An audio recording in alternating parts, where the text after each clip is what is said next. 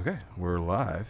And yeah, so I decided I think I'm going to call this the NBeezzy podcast. NBeezzy is a name that I got when I was in college, and it's a lot of my handles on online. And then what we do, we're going to have like a little subset of that where we talk about all this stuff. Yeah. We call it whatever we want. Sure. But I want to put stuff out, just my daily thoughts about whatever. Yeah. There's so many things happening in the world. 100%. And some other guys from school, we had some other ideas and stuff to talk about. So I'm like, okay, let's have one big podcast, and we'll have little kind of pieces inside it. Yeah, I was thinking too, and I appreciate you, inviting me and letting me be a part of this. That at some point, even bringing in another person, 100%, would be awesome, yeah. or a couple people, on some of this stuff. And you and I talked yesterday, at the end of the day, kind of about coming in today and how I had to check myself a little bit because I felt myself formulating a debate, which I don't want to do. Pull that a little closer. Sure, absolutely. Yeah. This is still new to me. Yeah. Is that better? Yeah, I think so. Is that good? Just make sure that we got all our. Yeah. One thing though that I do want to do is I know we talked about moon landing, and when we do get to that at some point, I would like to do a debate. I think that would be fun. Okay. I really do. That sounds good. And we can figure that out and work out the details on that if we end up doing something like that. Yeah, I'm down.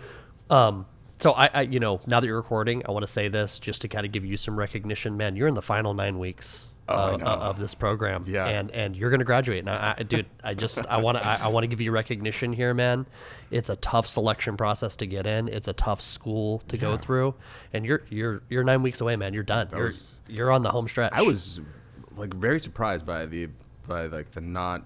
It wasn't wasn't that easy to get in, and when you got in, it wasn't like, boom, you're gonna go. Yeah. It's like, no, you start. Everybody's the same. Yep. Start over, and you're gonna do this for real. You literally have to work yourself up from the bottom, and we only promote from within. Right. Exactly. Yeah. I mean, really. I mean, I know a lot of places say that, but it's reality. In this field. Wild. Yeah. All right. Before we go any further, I feel like you're not getting enough. Am I not? Is it me? No. I don't know. I feel like your mic is turned up all the way. But Yeah. I don't know. Not a problem. Try. Maybe I can do it over here. Give me some more count.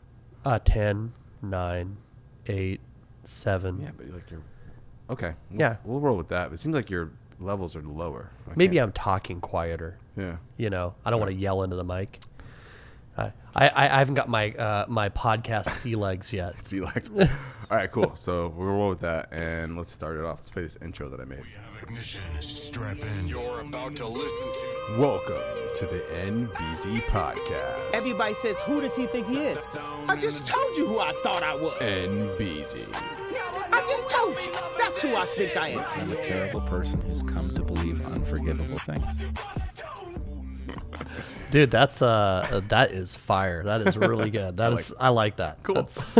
Yeah, I was pretty proud of when I did it. I was like, all right, this is good. It's good. Yeah. It doesn't. What's cool is it says a lot of things, but it doesn't settle on any one thing. No. It's pretty cool. Yeah, I like it. Kanye's a legend sometimes. sometimes. Sometimes. as a big Kanye fan myself, it has been tough these last couple of years. He's out there. But funny you say that, because Kanye has a statement, actually from that clip, then when I put in, who does he think he is? NBeezzy. That was, who does he think he is? A god. Yeah. I'm a god. And Yeah. the whole thing about being a god actually plays into our conversation today. Okay. With our friend Henry. So I gave Matt a few clips that I was going to, so let's say the focus of this podcast is Bigfoot. And the idea, what we're trying to do, was to try to move Matt one click forward into believing in Bigfoot more. Yeah. And so I was going to take whatever I could, resource-wise, give it to him, and then let him review it, and then see if I can convince him that Bigfoot's a little more real than he thinks it is. Sure. So I there's a woman, I can't remember her name, in one of the videos, and pretty compelling story. I'll admit, very, recollection she had, very compelling, and we definitely can talk about that. But I want to talk about Henry a little bit here, because Henry does some stuff in his storytelling that that I see in other places, and I want to kind of give you a skeptic's mathematical equation. I want to hear it. So a couple things that Henry does. So right off the bat, he makes a claim about being a hacker. Now, I'm not saying Henry's a liar. I'm just saying that when you get through the story in the part one, when he starts out and he's talking about how he ends up meeting this individual that he doesn't name. I think he's called him Fred, maybe. Yeah, he says I don't want to say his name because I'm still protecting him. Oh, okay. Fair. And maybe he did refer to him by a name at some point. I don't remember. One of the other guys in the band, maybe it was Fred. I don't know. But Yeah. It's time we get the band back together. And so he says he's hacking in 1988, and even the way that he kind of talks about hacking is almost like not a poser. I'm not a hacker, so, but he talks about it in almost like do you remember that movie Hackers? I think with Angelina Jolie and maybe Matthew Lillard was in that in the 90s. And it's a corny representation of culture. And in no way based in reality. And he just keeps on saying, well, I was hacking, and, as a hacker. And it's just kind of the way he says it's kind of like an ancillary, well, that's maybe not even the right word. A big wand of this is what I do. Yeah, exactly. And I think that a great deal of people in the world, not even a great deal, most people in the world, I think we're getting into very small percentages of people that understand hacking or computers on that level. Right. So most people aren't really going to bat an eye at that, but he doesn't give a whole lot of detail on how it works. And that's something he does, on and off throughout his story, that he's telling here. So we start off with that, and that's fine, whatever. You're a hacker, you're not a hacker, you use whatever words you use, it's fine. So 1998, he hacks into the Oregon Museum of Science, right? OMSI, or Oregon Museum of Science something institute, I'm not sure. So anyway, OMSI, he refers to it. And he sees that there's another hacker in there. Pause, timeout. Okay. How? Good question. Yeah, how? How would you be able to, at any point, even today, or, would you be able to tell that another individual was hacking into something you were hacking into? That's weird, because you look at the only thing I can think of right off the bat is you're in a Microsoft Excel. Sure. And you see someone else in the square. Sure. Like that, but that's clearly a collaboration technique. Yeah. But if you're actually in a mainframe and you have just that black screen with, But that's all you have. like how could you see files being manipulated or someone else has been in? How would you know? And even if so the only thing I can think is maybe like a netstat command or a socket. Let me see how many people or how many things are connected to sockets. Or usage. Maybe, but even then, all you're seeing are IP addresses or MAC addresses that are connected, and there's not necessarily an association there. Well, hold on. My friend used to work for NL Energy. It was in Massachusetts. When I used to live in Massachusetts, he would tell me he could see hackers, people getting in, and he could see them inside. Yeah, absolutely.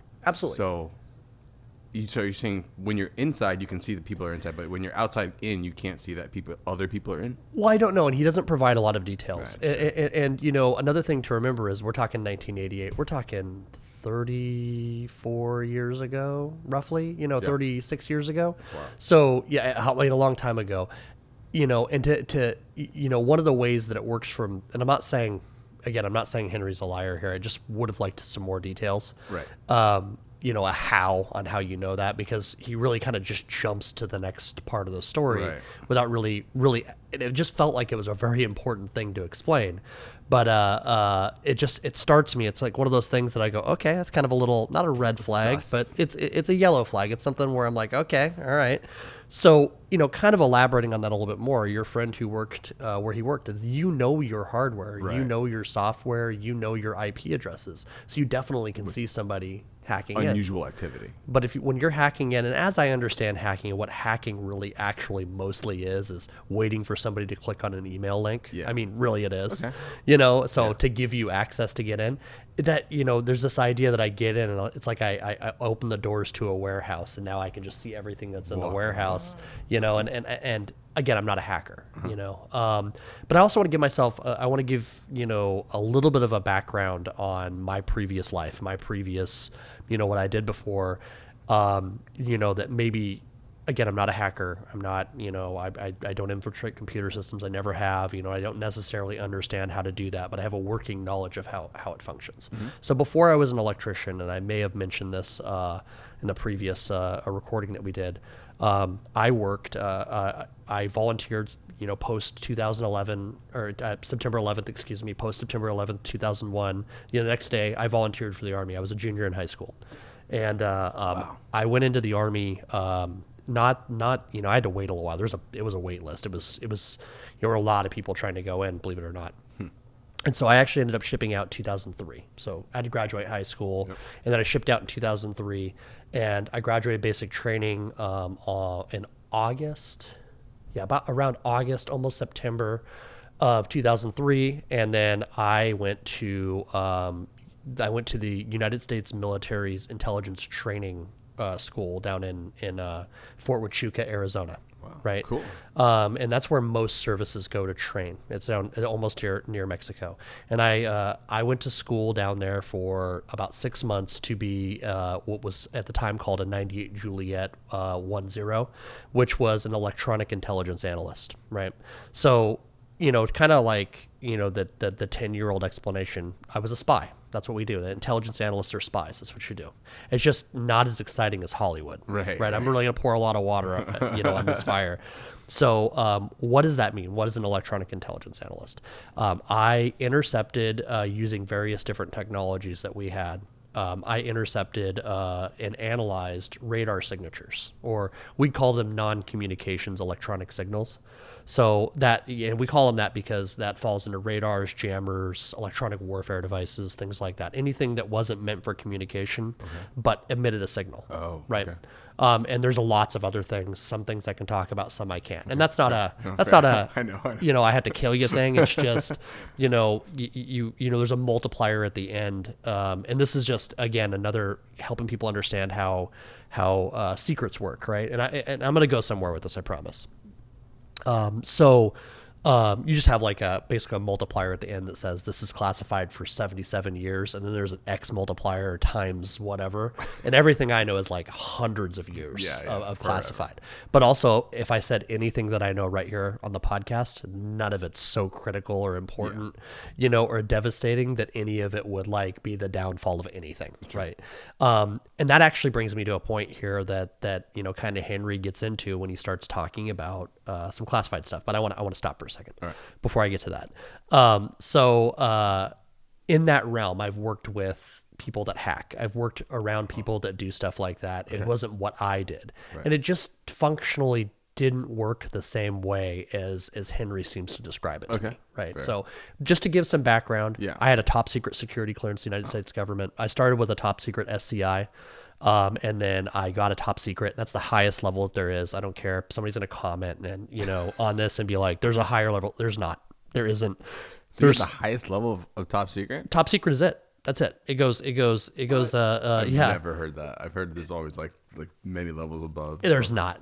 I'm telling you right now. Yeah, 100%. So the difference is, and I literally talked to somebody about this a couple of weeks ago. The difference is you might have there's levels of secret clearance, right? Okay. And there's levels between, and you might be, oh boy, some of the designations aren't even necessarily, they're kind of confidential, but there's many levels of secret, right? And then when you get to top secret, you get into what's called SCI, which is secret compartmentalized information. And that's basically I'm working on a project, you're working on a project. Right. We might be working on the same project, but I don't know what you're doing and you don't know what I'm doing, and we don't have a need to know. Okay. Right. And that's where you get that need to know thing. Okay. Once you get to top secret, there is no need to know designation. You can just go and you can get the information that's relevant to your mission whenever you need to. Interesting. Right. And that's it. Now, some guys, I know someone's going to go, presidential level clearance. There is a Yankee White designation. That's what it's called. It's called Yankee White. Okay. So it's top secret, Yankee White. there's a misconception that means that's presidential level intelligence, but it's not actually what it means. What it actually means is it's an aggregate that's specifically designed to be given to the president and the presidential staff. Basically, the president doesn't need to see everything that's going on at all times, just the shit that's that's designated Yankee White. Okay. And then so you'll see sometimes people talk about Yankee White and what that is, and I'm sure somebody's gonna be like, "Oh, I worked for the White House." I don't give a shit, right? I'm not here to impress anybody. I'm just trying to give kind of like a functional background on your statements on my understanding, right? Copy. So moving forward, so he meets this individual, and this individual is a couple of things. And this is, again, I was military. I worked for the NSA for a little bit after I got out. I worked as a civilian contractor for a company called Booz Allen Hamilton, which is a notorious at this point. If you know your subcontractors, and I'll qualify that in a second. I worked as a civilian contractor with them on a project called Exocom in Denver when I lived in Denver. And people want to look that up, whatever, they can look it up. It's not that interesting. And so Booz Allen Hamilton's famously notorious because they employed Edward Snowden. Oh, right. Wow. So I around the same time, I didn't know him. People ask me that all the time. Cool. But the intelligence community is also really little. Yeah. It's very, very small. And so, I've been out of it for a long time, but we all kind of still know each other, and there's a connection, and stuff like that. And so a thing that happens that you see people do when they get out of the intelligence realm is they either go on about their lives, or some people get this little thing that they realize in their heads that I can make some money. Right. And so what they'll do is they'll say, I worked for this organization. So if you stop everything you're doing right now and cut this podcast off, right, and you call the NSA and you ask them if I ever worked for them, what are they going to tell you? Probably no. Right? They won't say that. They'll say, we're not going to confirm he's worked here or he hasn't worked here. Oh. If I call them and ask if you've ever worked there, they're going to say the same thing. Right. Some people realize this. They figure this out. Oh. Right. And so they go, yeah, I worked for this organization. And that organization's never going to say that you didn't work for them. Yeah. Same thing with CIA. They can't, right? Oh, okay. It's just kind of the way that works. So I can prove, by the way, I can bring in my paperwork I can show, and I'm more than willing to do that for you. I don't need that. Okay. But, some people, I get people who are like, well, if you did all that, what are you doing here being an electrician? It doesn't pay well. It doesn't pay as good as you think it does. It takes a long time. It's a very stressful, and sometimes you don't see your efforts for a really long time. All right. Right. Like, honestly, that's what it comes down to. So that can be frustrating, right? Mm-hmm. So I think another thing Henry does is later on in the conversation, he talks about how, I don't want to bag on Henry for 2 hours. He talks about how this individual was a nuke guy on a submarine, right? And that he was also a SEAL. Time out. Yeah, that seems weird. Alarming. Let's let the audience know where they can find this video. For sure. So the video is on a channel called A Flash of Beauty, right? And the two videos we're talking about they're labeled Henry Drops a Bomb Part 1 and Part 2. So A Flash of Beauty is a YouTube channel, and Henry Drops a Bomb Part 1 and 2 are the two videos we're referencing. Perfect. So he talks about how this individual was a SEAL and a nuke technician. And again, most people have never been in the military. Right. Right. So, they're going to go a nuke guy, really smart, a SEAL. That makes sense. Those are two very separate, very different career paths. I didn't even pick up on that. Yeah. Most people wouldn't, because it's so quick and there's not a lot of explanation that goes into it. And he's indicating that this individual he won't name, which is another another little yellow flag, right? Like you won't name this guy, and he uses I'm trying to protect him. We find out later on, or it's indicated later on, this individual has passed away. Right. So what do you need to protect him for? Yeah. No, that's not clear. Supposedly he protected you in this story. Exactly, and that's a whole nother thing that didn't 100% make sense either. So just a couple, like I said, skeptics things I'm noting, right? So when he talks about that, I'm like, well, okay, yeah, it's possible this guy could have come in as a nuclear technician and then later on cross-trained into being a SEAL. Yeah. I would just maybe a little more explanation. Context, But then his understanding of what a nuke guy does was also just not on target for what they actually do. Nuke guys work on subs. They don't work on the missiles. They work on the propulsion system. Nuclear-powered subs run on a nuclear propulsion system. Civilian contractors make nuclear weapons. The government does not manufacture nuclear weapons. They're manufactured by civilian. So you refer to him as a nuke guy. What's that? You refer to him as a nuke guy? Yeah, kind of more of like that's more of like a missiles or propulsion? It's the propulsion. Oh, okay. Yeah. So typically, if you're referring to the thing is in the military, we just operate things. Yeah. We don't build things or put things together. Right. We operate things that were built for us. Right. Even at the intelligence level. So he's trained to keep that sub going. Yeah. Right. There's nothing you need to do with the missiles that are loaded on that ship. They're done. Right? Like there's no maintenance that you're doing or any of those things. Nothing that's going to be performed on the submarine itself. Again, I'm not saying he's a liar. It's a yellow flag. Okay. Right. Later on, he talks. He goes in and he starts talking about different government agencies and how they're functioning. And I don't want to ruin the whole thing. No. I'm just looking where my notes were, where you were going. Did you finish your thought? No. So he kind of goes into, he talks about women in red, which is, you're going to need to elaborate for me. I've never heard that one before. Women in red? He talks about the women in red and the men in black. Oh, well, and he only mentions it once. You heard about Men in Black. We all know about that. Women in red, never heard of. Never heard of that either. So that was, and maybe I misheard it. I think I heard it twice because I listened to his story. I went through it 2 times. So, again, then getting into just a misunderstanding how the classification system works. Okay. And then a misunderstanding or lack of knowledge about how government agencies work. Right. So that's another thing I want to address really quick as far as classification goes, and if you don't mind. Okay, go ahead. So there are several levels of classified material, and there's sub-levels, right? So you have unclassified, which is a classification, even though it's unclassified. Okay. It's always been something that bothered me. And then you have for official use only, you have confidential, you have secret, and then you have top secret, right?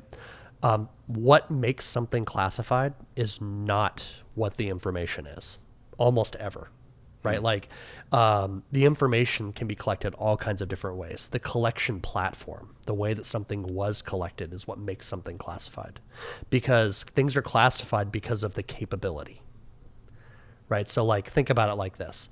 If I've got information, say like I was able to take a picture, and I'm not saying this is real, I'm making something up before anybody goes crazy. Say I could take a picture through your roof of everything going on, and I could see you as you are. Not a radioscopic image, but you as you are. I could see through all the floors and everything, right? And I could see something, and I got some actionable intelligence on what you're doing. Yep. But that's the only way I could have collected it. Oh, so there's no way you could okay, I see it. Right. So if I reveal that I have that information and my enemy goes, well, how did they do that? Right? A lot of times collection techniques are extremely easy to defeat, right? But they don't know how we do it, or we don't know how they do it, both ways, right? So when something is classified at a specific level, it's how dangerous it would be for us if the enemy found out that we could do that. Not the enemy. I hate using that. Opposition. That's much better. Thank you. If they found out how we did it, how damaging that would be to our intelligence infrastructure and our state. Okay. Right. That's it. So, yep. Okay.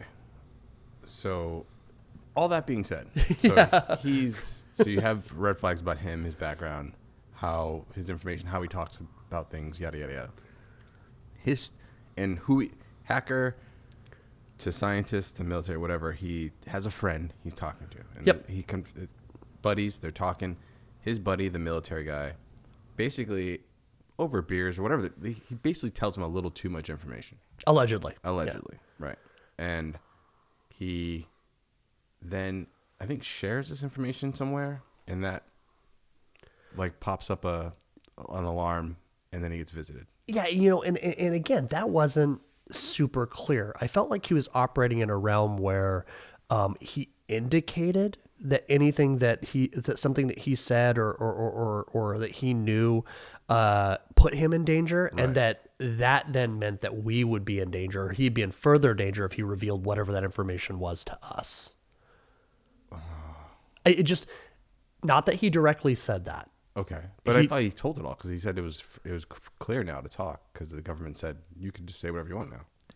And then he says, well, let me explain it like a 10-year-old, and doesn't really get into details. Well, let's go back. So I'm going to stick on part 1. We'll get to the 10-year-old thing. Perfect. So many encounters with Bigfoot. He says he has many encounters with Bigfoot in the woods and this whole telepathic thing and whatnot. But I want to. So basically, he says that Bigfoot's in charge. He didn't say.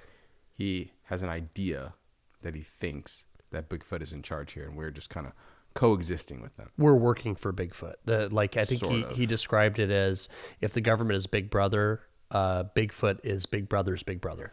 Right. Okay. We're gonna have to pause. I really think there's something wrong with the audio, so I'm gonna pause this for a second. We need to address this. So not a problem. Okay, we're back live. Yep. Well, sorry about that, guys. Okay. Cool. Seem like we're good. Okay. So levels seem to be okay. I think everybody can hear everybody and everything's good now. So I was going to say, we were talking about Bigfoot and how we are kind of cohabitating with Bigfoot on a higher level of like intelligence in the military. And so I'm just going to go off what I think. So if Bigfoot was here first and we got here, however we got here, that's debatable on many levels. And then now we took a path of technologically, let's make iPhones. And these guys took a path of let's just meditate and sit in the woods. We both are going to evolve. Yeah. But they evolved and basically being able to do things with their minds that we would think are impossible. And we can do things with metallurgy and whatever that they would think, what's that? That's magic. Yeah, he does a like kind of a branching technologies thing where he says, and you know, this is, you know, in itself makes sense. He says, you know, Bigfoot branches off on these technologies, and a lot of things they don't develop that they're behind on that we're ahead of them on really have a lot to do with their in this story, their capabilities as a species, like the, you know, telepathic, right, you know, maybe shape-shifting, whatever, you know, things that he's bringing into the story. And we as human beings don't have those abilities, so we have to develop, you know, the ability technology, to talk long distance. Right. You know, we got a phone, right? Right. So that's something they would need to develop. Right. Yeah. He addresses that. Yeah. Interesting stuff. Yeah. So let me just play a little bit of this. I have some time marks that I want to just hit on this section 1. Let's do it. Let me see if I can get this scrubber going. There we go. I feel really bad for the mean things that I've said about Henry. Henry's a good dude. Yeah, he is a good dude. I'm kidding.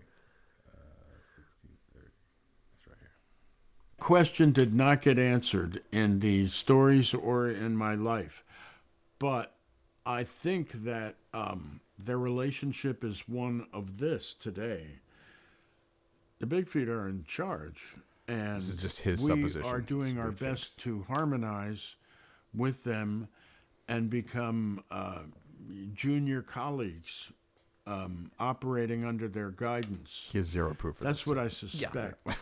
That our government is beholden to their government. Their big brother's big brother. What does that mean? I think is Yeah, actually the case. So, you know, we got to go back to 1984, right? Like the book 1984, and the government is Big Brother. The authoritarian regime maintains power I see. through surveillance. Fair. Which is a whole nother conversation. That is very much a whole nother conversation. And what he's saying is that if we think of the government, the 1984, you know, government is Big Brother, then so they're watching government. Correct. Yeah.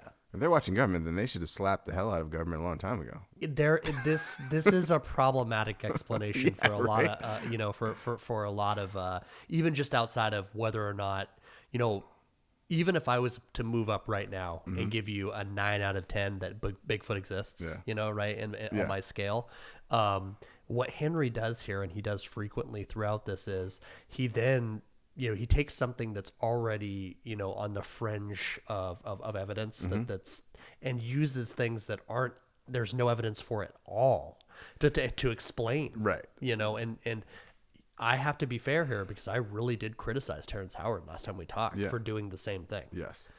You know, and he later on, I'm sure you have it timestamped, and I don't want to get too far ahead, but he brings Einstein and Nikola Tesla into it. Yeah. Which I pointed out to you last time. People do that. They'll bring in like Tesla, for example, you know, to legitimize a claim. Yeah, to like back it up. But dropping names. Tesla, I love Tesla. I'm a big Tesla guy, but he's problematic. You know, I mean, he didn't believe in electrons and he married a pigeon. You know, I mean. All right, fair. But I don't. Did I find out? Yeah, he does. In this part 2, he does give credence to kind of this whole Bigfoot phenomenon that it sums it up. I'm gonna jump to part 2, and then we're gonna come back to wherever we left off, because he does kind of like let it be known that all the Bigfoot stuff is just stories. Yeah, and he does. And scientifically, for sure, they're disclosing now. You know, technology. It's the same physics principle. We'll talk about that too. Talk about we should mark that timestamp back there where he's talking about disclosure of UFOs. Yeah. I do want to talk about that. Okay. Well, let's. I'll write it down. Yeah. Okay. I think the big feet are going to handle it. I think that they are going to do the introductions, and they'll take care of the They'll take care of the chord. They'll take care of that. This is it right here. I used to start like this. The Bigfoot phenomenon consists of a couple of things. I mean, we don't know if Bigfoot's real, but we know the Bigfoot phenomenon is real. And that's people telling That's fair. Distinction. Yeah, this is where I thought he would kind of give credence to your outlook on it, because I'll let it go some more, but he's talking about basically the physicality of the prints and the samples and whatever we take, and it means one thing, but it doesn't mean another thing. Yeah. Telling stories about Bigfoot. And it's also people finding tracks, and it's people finding hair samples. And that's what the phenomenon consists of. So there's one end of the phenomenon, tracks and hair samples, where you can measure it, you can get your hand on it, you can cast the tracks, you can hold it in your hand. And then there's another end of the phenomenon, which is stories, and people telling stories. And some of these stories are pretty wild. Now, what people have had trouble with from the beginning is they try to confuse the two. One is experience and one is science, and they do not meet. They are separate. They come close, but you can't make your experience into science. Okay, fair. Yeah. So that's clear. Yep. And I think that's kind of where my disconnect was for a while. And that's kind of where I'm sitting now, where it's like, okay, clearly these stories are entertaining, and I get enthralled with them. And then I like to jump and say, because of these stories and because of this proof that person brought back, and like just kind of melt the middle and be like, oh, look, it's a nice, big, happy picture. You're dumb because you don't believe it. You know, and Henry does something here that I, as a skeptic, am unable to do, right? So he's coming in and he's acknowledging, as a person that's a believer that's in this, you know, that feels like he's got, you know, firsthand and secondhand and thirdhand knowledge. He comes into this and he says, hey, you know, and I'm going to say this in an unfair way. He says, hey, these stories might be bullshit, right? You know, this other thing over here might be science, right?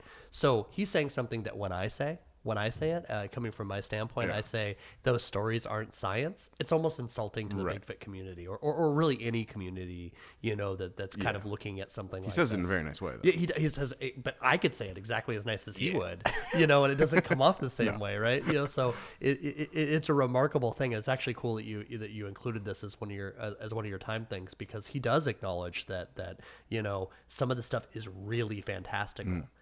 Some of the stuff he says is also really fantastical. You know what I mean? True. Like, you know, I mean, True. on the other end of that, like, and I think one of the things that he's doing right here, you know, again, from a skeptic's perspective, is he's hedging himself. He's saying, you know, he's not outrightly saying that what I'm saying is more correct than everybody else, but he is kind of indicating, you know, that some of this other stuff out there that's not coming from him isn't going to align with what he says. And you should take that with a grain of salt. Fair. You know, not hating on Henry at all. No. It's a clever move. Yeah. Right. All right. That's I never thought about that version of it, but yeah. Okay. You know, I am in no way an expert on anything, right? But I love conspiracy theories, and I love, and I'm not saying this is a conspiracy theory, but there's some things that definitely stick out to me that are conspiracy theory kind of almost tropes at this point. Yeah. And one of these tactics is to do something like this, where you're acknowledging, Flat Earth does this, where they acknowledge, not the same way, but they acknowledge that there's all these different interpretations of Flat Earth. And that somebody will come out, they'll say, yeah, this and this and this. And then they'll come back and like almost indicating or outrightly saying that all that's BS. You need to just listen to what I'm saying. Okay. Right. Interesting. Fair. But all right. Well, take it what it is. But Henry, I feel so bad for what I'm doing to Henry. He's a super nice dude. I'd love to just sit down and have a beer with this guy. I bet he's got a bunch of stories. Because the thing is, so not only if I put myself in Henry's shoes, he has first-hand experience where he's had been in the woods, heard things, felt things, seen things, and then he also has a friend that's telling him things. Yep.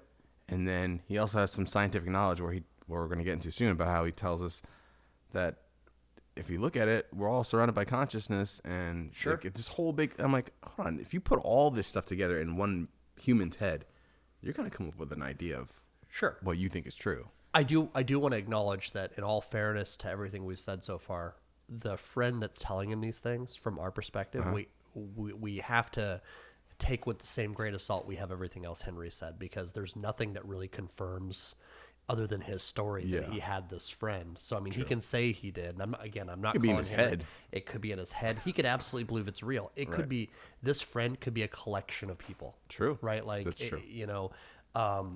It could be completely made up that he's using. I think there's some very true things that Henry says. Yeah. When you talk about experiences in the woods, I think anytime someone claims those things, they have no reason to make those things up. Not at all.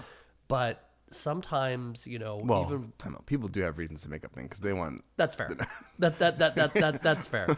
I'm gonna say from an honest perspective, right? Unless Henry, it doesn't look like Henry's trying to make. He money. Doesn't. He's old and he has no reason to lie. Yeah, and no reason. Well, I wouldn't say no reason to lie, because I'm gonna acknowledge that's true. There's a little thing that we all do as human beings, but Henry is not. It doesn't appear trying to gain anything from this. True. But I think sometimes you do, when you know something's real, but you otherwise don't necessarily have. And I know I've done this in the past, and I'm not going to accuse you of doing it, but I know other people do it. Sometimes you know something's real and true, and you don't necessarily have all the things that you need to convince somebody else of it. So maybe you tell a white lie. Maybe you embellish. Maybe you add a little to it. Maybe you don't 100% remember all the details. And so you might add something in there that is otherwise untrue, but it doesn't necessarily make all of the things that you're saying untrue. True. Right. I know sometimes people want to just hang on like a little white lie and be like, well, you lied about that, you lied about everything. But our memories and our recollection of things and how we put thoughts together just isn't perfect. It's not. Yeah, we mess up all the time. Yeah. But so we've talked about Henry, but before we leave Henry, I don't even think we're going to leave Henry, but I want to talk about his. I love Henry. Henry's my best friend. He really is. So we're going to him talking about this theory, right? He takes Einstein's equation and does some magic with it that I want to kind of let roll for a little bit here. You're hitting all the spots I had marked in my head. He was working on it, and the fact that he wrote the PDL paper, the Einstein Podolsky Rosen paper in 1934 means he was working on it. He was all over this in 34. He knew it in 34. He said, I found the answer, but I'm going to hide it in plain sight, and I'm going to make these comments, and I'll just wait for some dumbass to come along and go, hey, gee, if you just multiply by a constant, it changes all of physics. So that's actually what the scientific revolution is. At the highest, most, like let's say I'm doing the 10-year-old version. I'm going to try to do the 10-year-old version. So he's gonna try to explain what he just said to us, dumb it down, and make it really simple. The left side of the equation, the right side of the equation, is all the matter in the universe. And the left side of the equation is the geometry of the universe, like space-time. Okay, so think about, he said the right side is basically physical things we can touch, and the left side is everything in between. And I'm unclear, and he claims it's a 10-year-old explanation, and I don't know, a 10-year-old can follow Yeah. it. So are we saying that all the things on the left side of the equation are equal to the things on the right? Like That's what the equation says, right? I'm not sure what Henry means. Okay. Right? So like, are we on one side of the equal sign and we have the left part and the right part, and that's going to give us a result, or are we saying that these two things are equivalent? I think we're saying that one affects the other. Sure. Okay. So let's let it play. All that weird Einstein shit. Space-time's over on that side of the equal sign, and on this side of the equal sign is the distribution of all matter, energy, and momentum, and gravity. And that's how the shape of the big Einstein thing is. He said, when stuff moves around over here with gravity, space-time changes like this over here. I don't know why he's doing this. And so, big. Gravity is this tiny little he's thing not wrong. I mean, gravity does over affect here with matter. the distortion of reality. Where, Okay, fair. It's the gravity we have. It's a very weak force. That's also true. Very weak, tiny little force. And when you multiply the equation by the inverse of the Einstein gravitational constant, there's a constant there that you multiply it by. When you multiply the whole thing by the inverse of that constant, it makes gravity go to the other side, and it makes it really big. So now, instead of things moving over here and changing the shape on that side, gravity is this huge force over here, and it squeezes all of space-time, and it squirts out matter. And so we are surrounded by a giant gravitational force that is creating all matter. Okay. And then he goes on to say that that's consciousness, universe, God, right? Which is huge, very big statement. Hugely. Yeah, You know. hugely. But Sure. I'm going to take that statement and just lay it on top of a lot of other things I've heard. Sure. Okay, go ahead. And that, well, I'm just right there. I'm just saying, like, if consciousness creates matter. So supposedly we can influence matter, our life, our surroundings with our mind, with consciousness. So, and I actually have lived this myself personally. So I believe, like, this goes a little bit with The Secret and other things, like, kind of manifesting things. Yeah, manifesting reality. Right. Yeah. And you can create your life. So so that's what kind of Kanye's thing. I bring it back to that. Kanye says he's a god. You are a creator. Sure. Of life. You can influence your life that you live with your head, with your mind, with your thinking via meditation or for me. So I can tell this quick story. I don't know if I told this last time, but I was a swimmer, and I got beat by this kid probably 3 years in a row, freshman, sophomore, and junior year. And my senior year when I was graduating, I just had it in my head.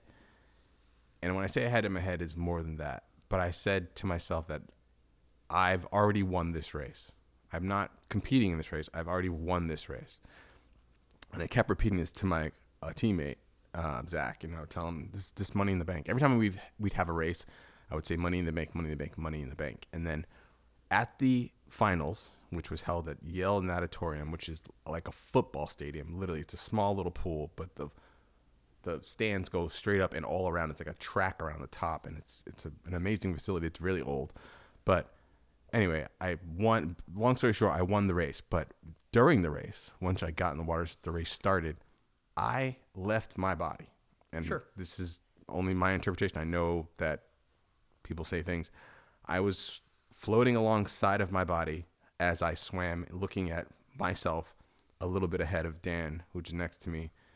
And after the race was over, kind of hopped back, like kind of back in my body, looked around, I just broken the state record. The coach who's recruiting me is clapping.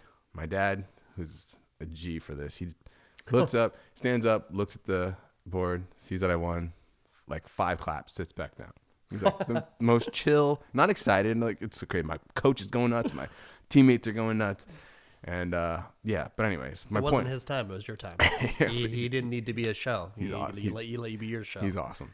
That's But respect. he like, so my point of saying is that you can manifest, you can change. It's possible. I basically I lived it, so I know that that's actually a thing. But the amount of force and mental push that you have to put behind whatever idea you're trying to accomplish is astronomical. It's not something you can just be, oh, I want to get a check in the mail for $1,000. I want a Ferrari in my driveway. No, it's not that easy. No, not at all. No, so it doesn't work that way. So when I hear this, I do believe Henry's story to say that yes, Sure. consciousness can affect reality. And so this is where I'm gonna be a true skeptic, and this isn't gonna go the way you think that it's. That's gonna fine. Go. But a true skeptic is gonna tell you that's bullshit. You're full of it, right? Not a true skeptic. A person that thinks they're a true skeptic is gonna say that to you, but they're not. Okay. Because in order to be like actually skeptical, you have to be skeptical of not just what somebody else tells you, but what you think. And so I would tell you that I cannot in any way say that your personal experience that you've experienced inside of yourself is false. I can offer you an alternate explanation, right? But I can't ultimately say that anything that you just said that you felt that happened to you was wrong. Right. You experienced that the way that you interpreted and experienced that. And reality is such a funny thing and isn't near as real as any of us think it is. So I have to be skeptical and check myself and go, even though maybe in my head, and I didn't think this at all, this is an example, but in my head, if I was like, nah, this is totally a bogus story, I have to be skeptical of that thought internally. It's a battle, man. That's a tough life to live, bro. But it's not that tough. It's just, I know that I have biases that have been internally built by genetics, by personal experience, by the way my brain's wired. Right. I was thinking about on the way over, and that was kind of a segue, but I was thinking in some of these things to talk about a lot about psychic, and like the ability to like telekinesis and the ability to like, think someone else's thoughts or, hear what somebody's saying. And as I was thinking about it, I was like, brains are wired so different, like, do you have an internal monologue? All the time. So do I. Yeah. Some people don't.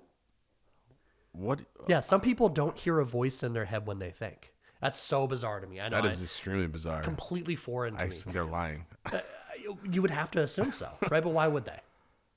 How do they think then? I have no idea. I don't think about thinking without hearing thoughts. Sure. But how does your dog think? Does your dog think in probably English? The same? No, but I think he probably thinks in ideas. Yeah, for sure. Yeah, but so what's an idea, right? Like so. What is an idea to someone else versus what it is to me? Like, can you see a picture? Or can you see a concept? Do there need to be words? No. Right. So I think some people, that's how they think. Right. Like, so, wait, you're saying two different things: think or communicate. Well, it is two different things. So, because I started off with the psychic thing. So where I'm going with this is, and this is where I want to believe that somebody can hear someone's thoughts or see someone's thoughts, but how would I be able to interpret your wiring in your brain and how you think and see things in a way that's coherent in my head? You'd see it. But your brain is wired. Even though we both can communicate and talk, your brain is wired very different from mine. I know, but this goes back to how they say that aliens can communicate and how the language of the universe is telepathic. So there just need to be words said. But we have to make a leap. Most people have to make a leap. Here. To zero gravity leaps. We're like we can't. Basically what I'm saying is whether that's true or not. We can't prove that. We can't use that as evidence for this conversation until you experience it yourself. That's the only way. 1,000%. And then I wouldn't even be able to prove it to you. No, but if we had the same experience and we talked about it, like, hey, all of a sudden some entity came into the room and it told me that, I don't know, you suck, or you should go outside and catch a balloon that's going to fall. Sure.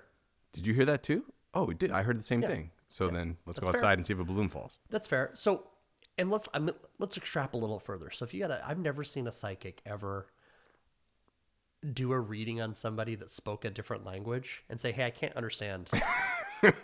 That's true. Right. So they can, right? Like they're always, and maybe it's that they can see a thought or an image. Yeah, but I think it's the concepts. Like because everybody that, again, we're making leaps here, but everybody that gets these downloads or information, it comes in like just like a feed of ideas and thoughts and pictures and that's universal, like an emoji kind of thing. Like you get it when you see a smiley face or.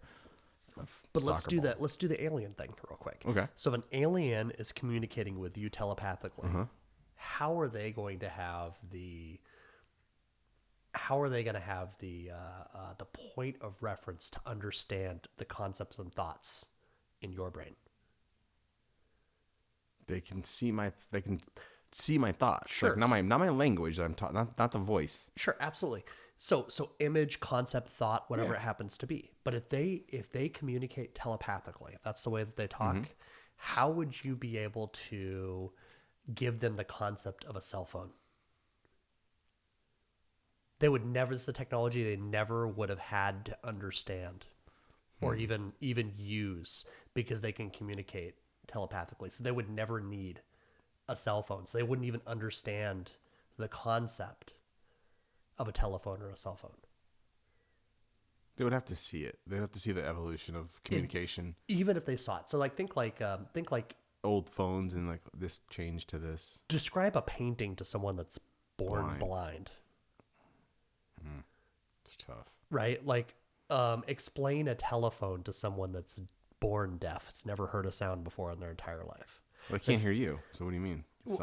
Signing, whatever it happens. Yeah. However you communicate, written, whatever it happens to be, you might be able to, like with somebody who's deaf, you might be able to like, it's kind of like email, but you still would struggle. So if you had a telepathic race, you're going to communicate with somebody. And this is bordering on that. And this is, again, there's no factual anything in what I'm saying here. It's just it's an idea, if they're and this is stuff I never hear anybody address or talk about. Like if we're going to talk telepathically with no communication, and when none of us think the same way, none of us organize thoughts the same way, none of our brains are wired the same way, even you to me. I don't know what it's like to be a swimmer. I sink.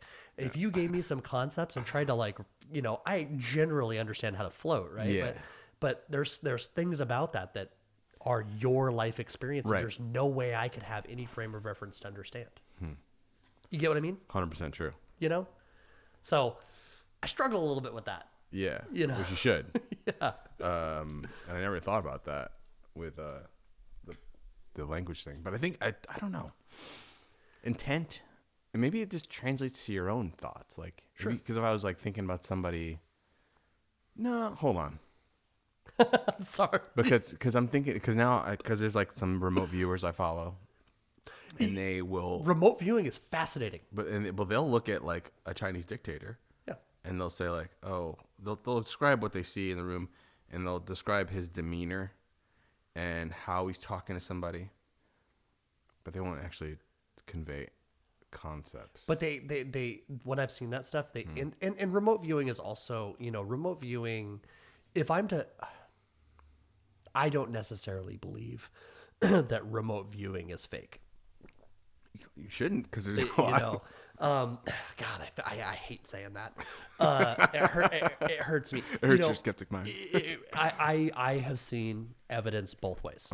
And I've told you before that I think that a lot of what we think is like extrasensory perception, or we're way off on a tangent here. We are, but I like it. Extrasensory perception or things like that. We don't have an explanation for what's actually happening. And I was talking to my wife about this last night. I firmly believe we were watching one of the trashiest shows in the history of television, Nip Tuck. If you've ever seen it, it is a journey. It's problematic, but we're watching it right now. She'd never seen it. And I was talking about how I think that there was an episode where McNamara, one of the surgeons, he's taking his son out. They're gonna go. He's had like a near-death experience, and so he's like on this whole like, I'm gonna take every risk I can take in life because I haven't fully lived it. So they're going on this shark dive, and he sees his son about to go jump into this this roiling pit of basically sharks in the ocean, right? And in a cage? They're not. They're free diving. Yeah, it's crazy. Yeah, you'll never see my ass near a shark.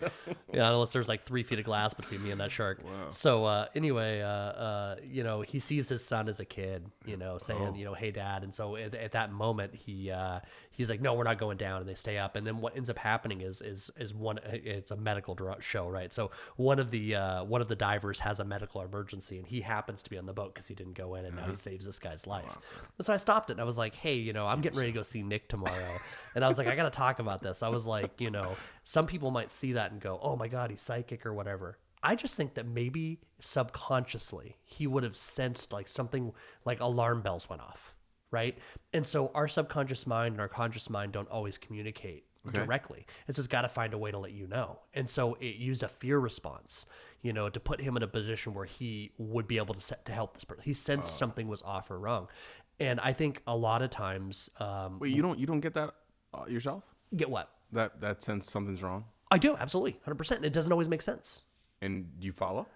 I do. Well, sometimes I do. And then when I don't and something goes wrong, I'm like a fucking I knew it. Excuse my language, right? No, but that doesn't mean I'm psychic. It just means that there's this level of perception that I don't fully understand or we don't fully understand. Your brain's putting together stuff. Yeah. Like it's doing the math.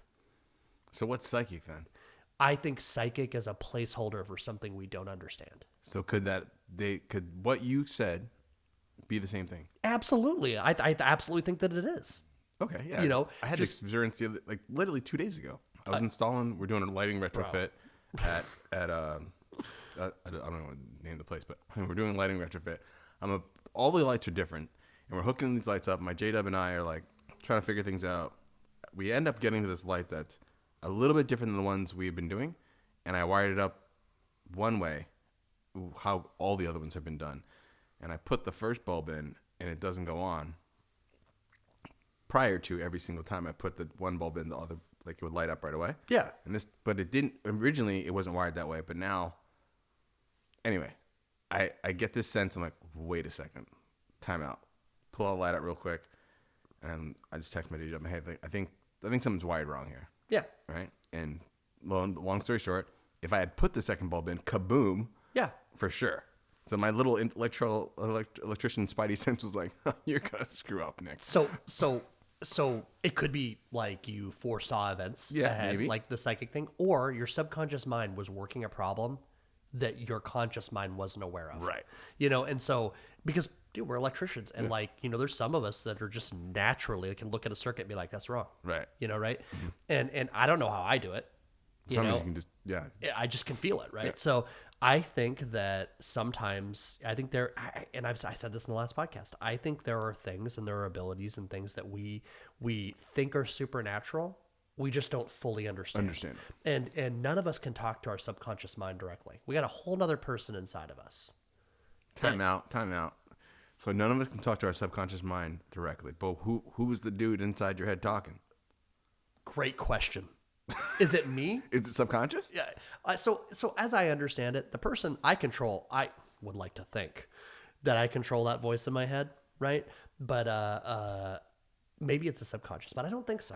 I say subconscious. Subconscious, you mean like not autonomic, like breathing, like doing. It's like a. It's like that you know, when you talk psychology, it's like that sub-level consciousness that we don't directly experience. That like is all your desires, thoughts. I mean, I don't think that we even fully understand what that is, but psychologically, it's like just that I don't even know how to explain I think maybe it's a middleman between that and subconscious. That little voice, sure, is the guy that maybe he can talk to. Yeah, maybe the low guy. I don't know what you call him, the subconscious man. And then it is hard. We have egos as human beings, so we have a hard time believing that there's a whole. I think there's crazy. And people. For a skeptic, you have so many crazy ideas that are. I don't think they're that crazy. So and science says this, you know, and this sounds like so much more. And I know people will run with this like it's this big thing. And I don't mean it like you know, like you have Tyler Durden inside of you, but for the kids out there, that is a Fight Club reference. So I don't think that we all have like a Tyler Durden inside of us, but I think that you do have, on some level, a smaller consciousness. And I mean, it makes sense. It's that lizard brain, Right? It's that thing that kind of the autonomic stuff, the desires, the things that we don't think about. I mean, we're influenced internally, and psychologists have said this for over 100 years now. We're influenced in everything that we do in our daily lives. Subconsciously by this thing that we can't see, hear, touch, feel, and I'm not saying that that's science, but I mean, it's definitely talked about in the psychology world. But it's not provable. It's definitely 100% not provable. And how's it science? I didn't say it was science. I said it's talked about. I said it's talked about in the psychological world, but I definitely, and I believe that, but not to the extreme that I have this Fight Club personality inside of me that's gonna, it's doing stuff when I'm not aware or awake. But think of it more like you have a personal assistant. Mm-hmm. Okay. Yeah, because it does kind of keep you on track sometimes. Yeah. Like, hey, you shouldn't be doing that. Yeah, exactly. Yeah. Why did you do that? Some people might call it a conscience. Yes. It manifests itself in all kinds of ways. See, I never thought about that. We never mentioned the word conscience. Consciousness, but not conscience.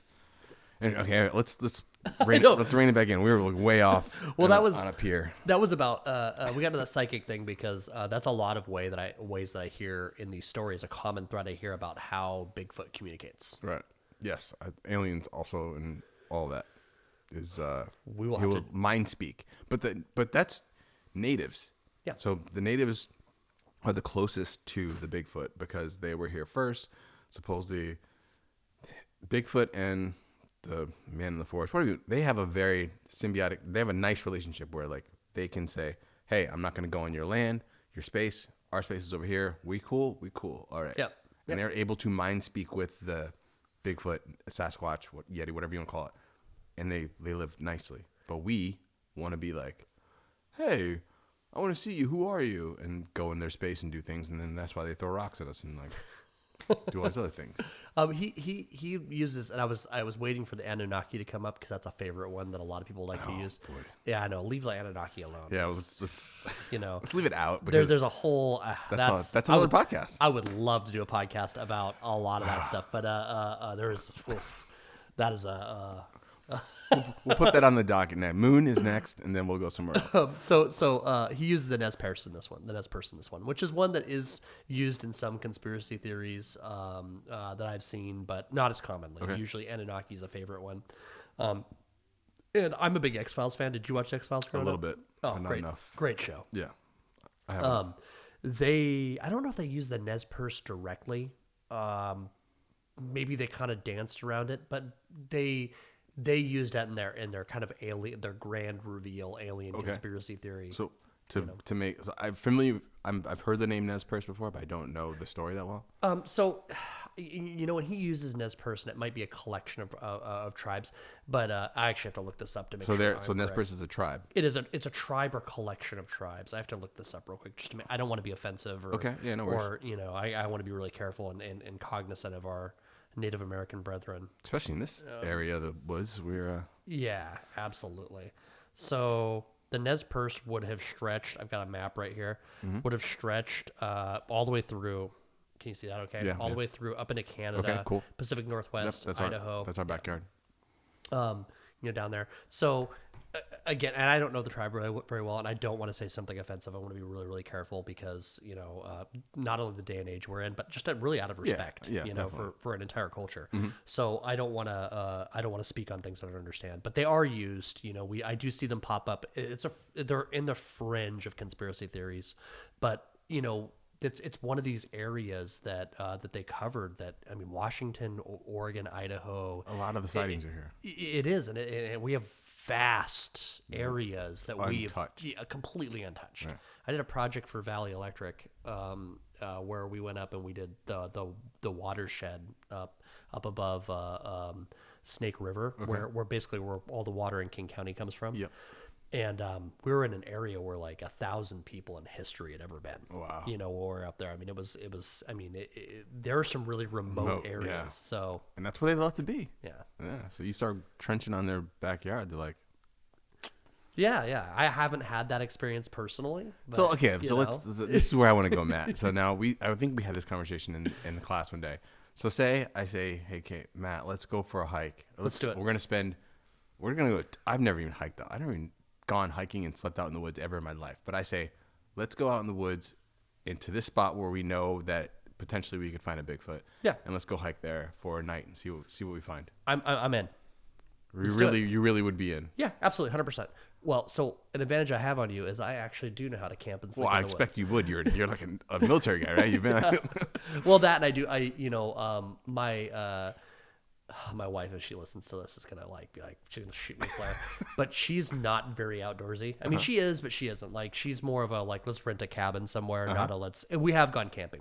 We have gone camping before, but and it was much more remote than I thought she would be comfortable with. And this, babe, this is I'm not in any way insulting you. I love you forever. Don't, I would enjoy, doing let's grab, sleeping bag tents, let's go out, let's do this. And I'm all about it. I've thought about it. I'm like, I'm going to get recording devices, everything. That's when they don't come. I would love, of course, right? I could go on a whole, that makes it really, even if we didn't do any of that, if we saw something that I couldn't explain, right? I would be trapped. I would be stuck. I wouldn't be able. Where? I'm going to need to see a Bigfoot to believe Bigfoot. Okay. But if you took me out there, we saw something we couldn't explain, I wouldn't be in here going, oh, well, this and this and this and that. So we're out there, we hear wood knocks, and then we hear trees break in and some rocks come flying by us. I'm not sure why we'd be there that long. Sure. I'm probably not going to be there at that point. Right. But if it's nothing, Matt, I don't know if that's enough for me. I mean, the rock throwing definitely. Rocks have to be thrown by something human or that has a opposable thumb or. Yeah, absolutely. 100%. Bears don't throw rocks. Totally agree with you on that. 100% agree with you on that. Bears. I didn't think about bears. Now I got a whole nother thought process. So, no, absolutely. Yeah, I mean, you're 100% correct. Bears don't throw rocks. It would have to be. But that's the thing. It can still be a person. It could be. You're 100% right. What if the rock is too big for a person to hurl? That is definitely a conversation. Okay. That is definitely going to put me in an area where I'm going to agree that it wasn't a human being that threw it. Okay, so would you move then? Oh, that's already moved me. Okay, so if you're at a 4, which you're at a 3 right now. I think I said I'm at a 3, 2 or a 3 somewhere. You said, well, you gave me the stories to move you to a 3 already, so you're at 3. That's fair. And now if we go camping and have an experience that we get a boulder that is big enough, too big for a human to throw, or a man that's not 20 feet away or whatever. Yeah. You would now move to where? That would move me. Would that move me closer to Bigfoot is the question. Not necessarily. It wouldn't. It would move me for sure. I'll move you in a way to be scared shitless, maybe, and move you to change your pants. What do you mean? My thing is I would then need to. Oh man, it's so difficult here. I need to know where the boulder was thrown from. I'm not gonna. We're not sticking around to take trajectories. We're 1,000% not. Let me think. Let me go through my rational, because I don't want to be difficult. I don't want to be contrarian. That's not my goal here. But is there another possible explanation than Bigfoot? I personally, right now, as we sit here and I'm thinking quickly, no, because there's no truck. I mean, no heavy equipment. Sure. The catapult. Unless something is telepathically moving or telekinesis, I don't know, whatever the hell. Vibrations, sound. How do you move something that big and throw it? Absolutely. No, so I'd say it'd have to be some kind of big, hairy beast. Absolutely. I mean, are aliens? I don't believe in aliens. No. But are aliens off the table? No, they're not. But something that we don't know, something that I have no recollection of even understanding. Well, at this point, I'm meeting you there. I'm meeting you at that. We are in something that needs an explanation beyond, right? But we can't we can't say Bigfoot. I would say Bigfoot right away. Yeah, absolutely. But I can't say Bigfoot because I don't know. Yeah.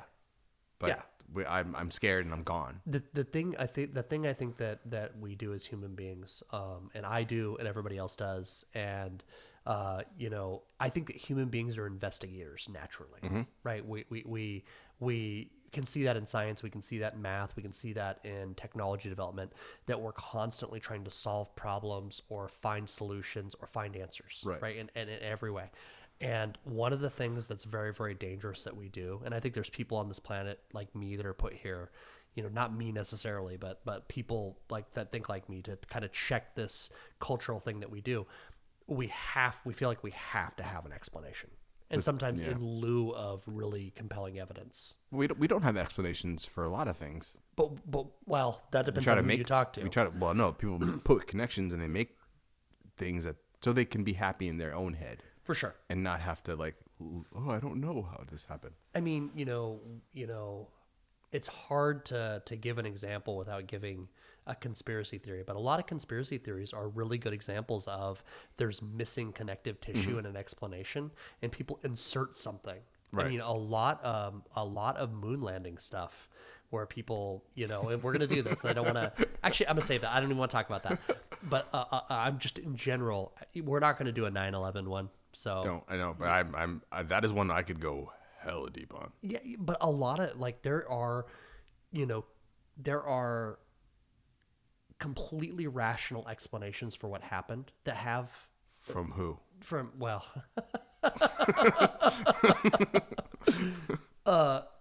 Without getting it without going crazy, right? Yeah. And I don't. Yeah, that's we can maybe we can do an episode about this. There are completely rational explanations for things that happen, whether you agree with the explanation or not. The problem with the rational explanations is they leave areas where everything's not wrapped in a neat little bow. And a lot of times what you really feel like they need is for everything to connect and make sense. And that's just not real life. But when your loved one's on the line and you want answers, then you're going to keep digging down this hole. Absolutely. But we'll take and we'll start to add these connections that are wild. True. And then those connections make other connections, and we start to go, well, even though I was right here and I made this connection to this, and that wasn't necessarily fake. rational. It could have been, right? Yeah. But now that I take this other connection and make jump over here, people then go, well, that other thing now has to be true. You know, right? So I get it, and I walked away from that whole. I don't want to make this 9/11, but I walked away from that whole 9/11 thing with only a couple truths that I could take away from it, or beliefs, I'd say, and just basically that the plane that hit the Pentagon, they said hit the Pentagon, didn't hit the Pentagon, something else hit the Pentagon, and I actually believe that. Actually, I'm a believer that I actually think it was a cruise missile. Yeah, so do I. So, but then that's a whole other question. But I'm not going to go look for answers about where the missile came from, or if it was a missile or not. But I'm just saying what they said didn't happen. And then the other thing is that the buildings, and this is a tough one for people to take, is that the building, that whole pancake collapse theory, in my mind, doesn't work, and it was done with explosives. So again, we can do a whole 9/11 thing. I actually want to save that because I know. Yeah, we'll say that. I would actually love that moon landing and that debate. I'm all about it. We should do it. We can debate that. That's actually fun. I would love to do both of those because 9/11 is just a polarizing for both of us. I've never asked you how old you are. I'm 40. Was it 2024? I'm 44. Yeah. So I'm 42. So you're just a little. We both kind of experience that the same way, right? Yeah. So that's a not only a polarizing, but for you and me, that's. I was on the East Coast. I was in Connecticut when that happened. Dude, I remember I was a junior in high school. I mean, I was getting ready to go to school. So I would love to do that. We got way off subject again. Okay. Let's get back to the Bigfoot thing. Sorry. I apologize. No. I love this. This is great. So we're talking to homeboy here. He's telling us about how the scientific problem and the left side and the right side.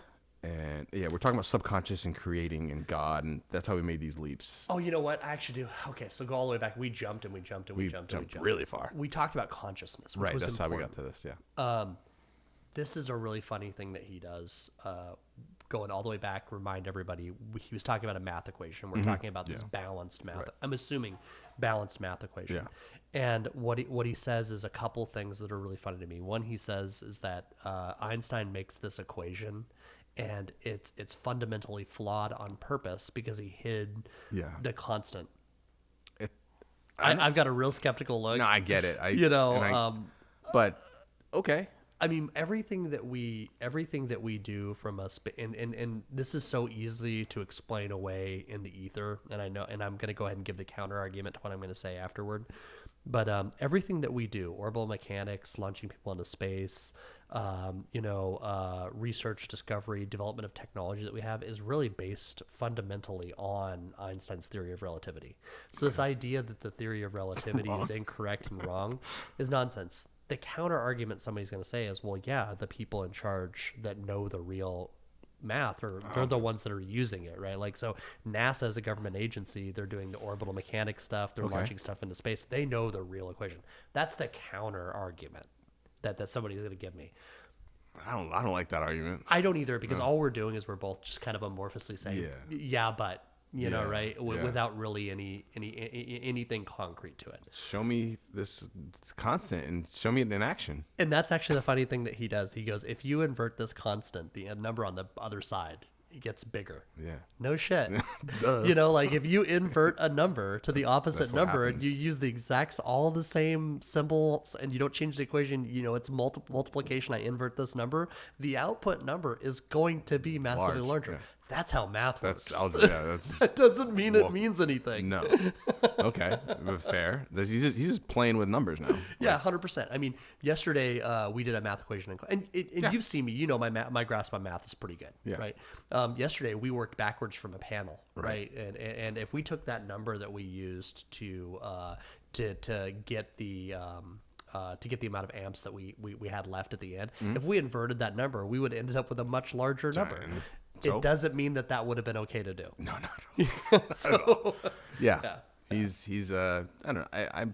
I like the concept of it, because in the end it kind of lays into something that I believe. Yeah. So, but I'm not sure what he's doing is proper or okay or kosher. He's saying a lot of. He's doing the Terrence Howard thing again that we saw. He's saying a whole lot of things. He's kind of throwing them on the board. Yeah. And some of it does stick, and then it almost legitimizes things that he's saying. Right. You know, and I like Henry. But I don't think he's necessarily his intent is. It's not. Is malice. It's not at all. I think it's just what he got, I guess.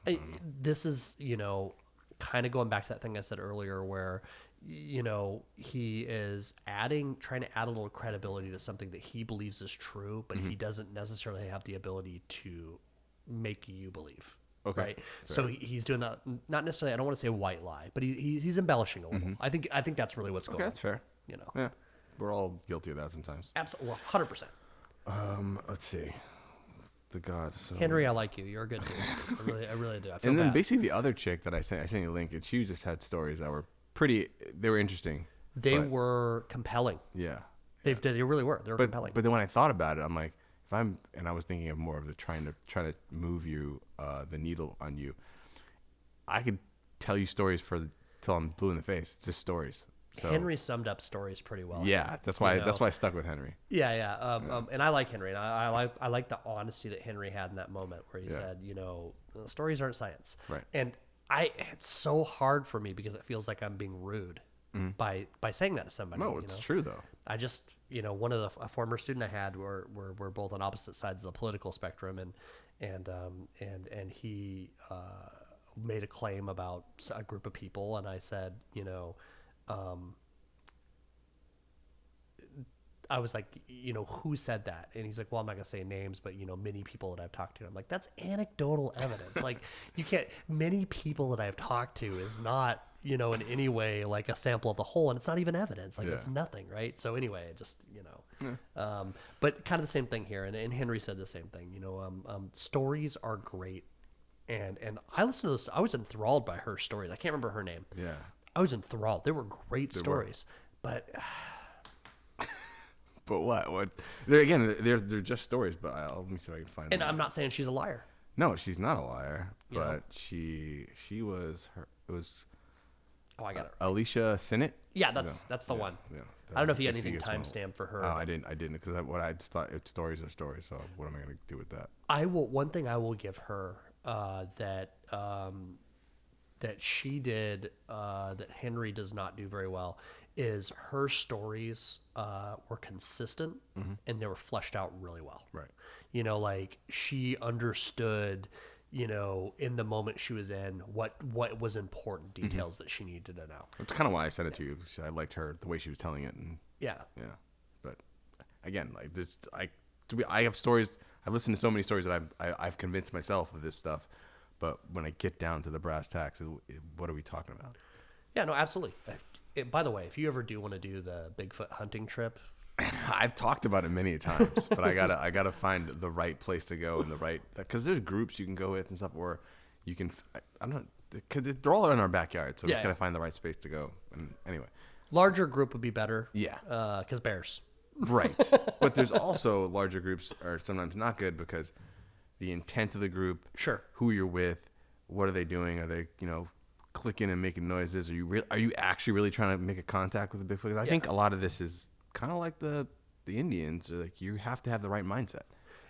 Yeah, 100%. And I actually want to call out Bigfoot skeptics that go out on Bigfoot trips. Trying to because they're doing the same thing they accuse people who believe in Bigfoot of doing. Mm-hmm. What they're doing is they're going out with a biased idea that, and they literally go, I'm going out to disprove Bigfoot. Yeah. If I go on this trip with you, I don't believe in Bigfoot. Right. I don't. But I'm not out to try to disprove Bigfoot. I don't need to. And I never understand why people do that. I don't need to disprove Bigfoot. You need to prove Bigfoot to me. It's not the, you know what I mean? You get what I'm saying? Like, so people go out there, you know, it's kind of like people who disprove flat earth. I criticize them too. Yeah. You don't need to disprove flat earth, right? Like, I don't need to convince somebody. It's funny because, like, if you said we need to prove you big, I need to prove myself that Bigfoot is real because I don't know from your perspective, right? But it would be disingenuous for me to go on a trip with you, and my whole goal is to shit on your belief. Right. That's true. 100%. You know, and again, I'm a crazy individual, and there's, you know, whatever, you know, these thoughts or whatever. But I check myself because sometimes I, as all human beings do, I find myself trying to disprove what somebody believes rather than to just accept the evidence as it is. Right. All right. So we kind of put Bigfoot to bed because we know that he's, well, scientifically we know there's evidence of something. I would like to do an episode where we do that. What? Where we get the we're doing the stories right now. Yeah. I would like to do maybe a second part to this. You know, where now we talk about evidence. Oh, really? Yeah, like physical, because like Henry said, there's two different things there, right? So I would love to do that. I definitely can dig up. So would you video evidence? Is that evidence or no? Sure. Okay. Like anything that you could present, like that's another thing. Because all you have is castings. Great. There's castings. Hair samples. There's hair samples, but they don't come back conclusive because there's no lab will be like, that's a Sasquatch from, Sure. Idaho.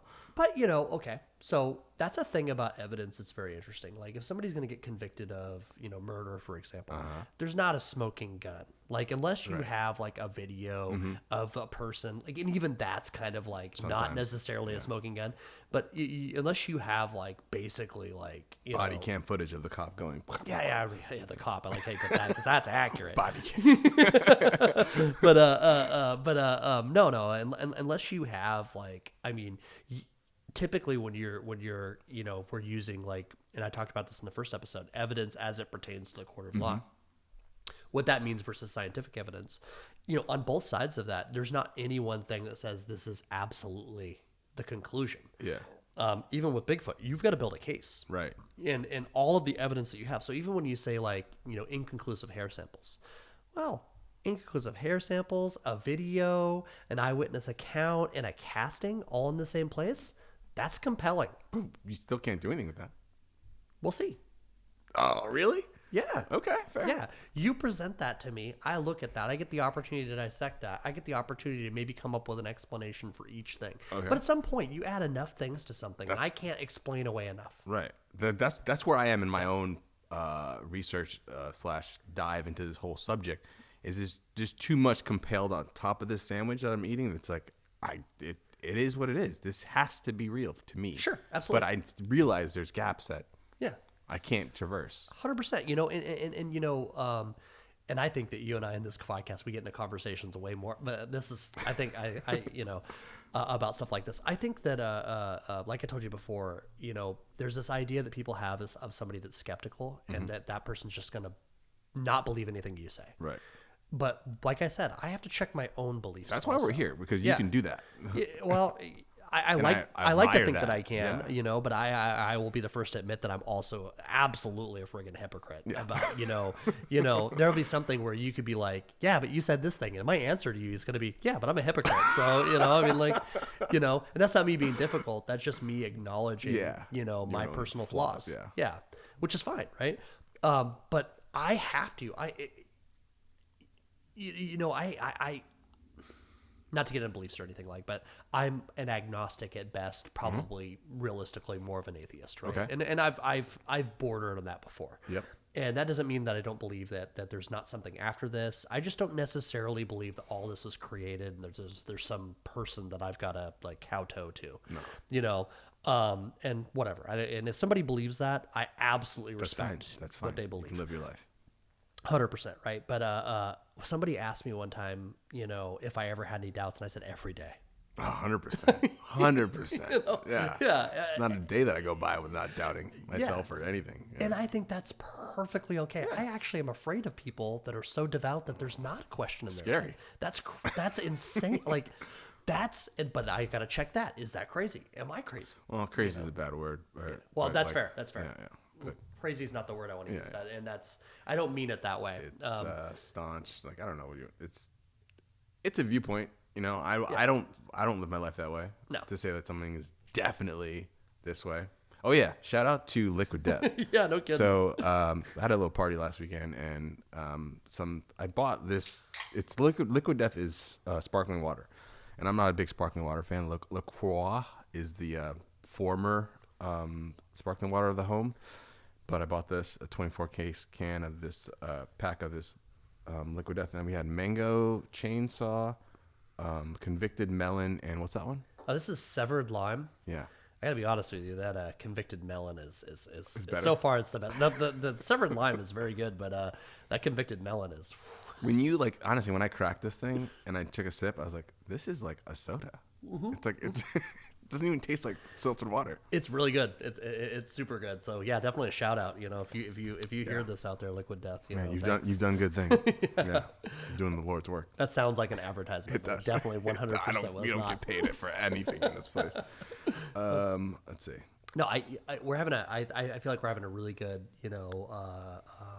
conversation about what's evidence, and that's a really cool thing that I'm glad we're able to meet on the same level, where you're able to acknowledge. That's a hard thing to do. It is able to acknowledge what is real evidence and what is not evidence.